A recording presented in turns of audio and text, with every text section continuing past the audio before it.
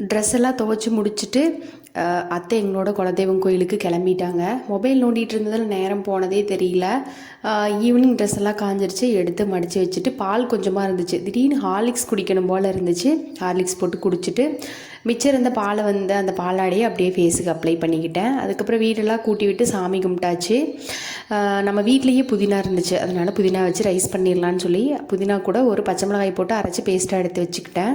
அடுத்தது பேன் வச்சு எண்ணெய் ஊற்றி பிரியாணி ஸ்பைசஸ் எல்லாமே ஆட் பண்ணிக்கலாம். காரத்துக்கு ஒரு பச்சை மிளகாய், கொஞ்சமாக கருவேப்பிலை, ஒரு கைப்பிடி அளவுக்கு பெரிய வெங்காயம், அது வேகிற அளவுக்கு உப்பு, அது நல்லா வெந்ததுக்கப்புறமா தக்காளி நல்லா வெந்ததுக்கப்புறம் கொஞ்சமாக இஞ்சி பூண்டு பேஸ்ட்டு, அதுக்கப்புறம் பிரியாணி மசாலா, அரைச்சி வச்சுருக்கிற பேஸ்ட்டு அதையே ஆட் பண்ணிக்கலாம். இன்றைக்கி நான் பிரியாணி குருண அரிசியில் தான் செஞ்சுருந்தேன்.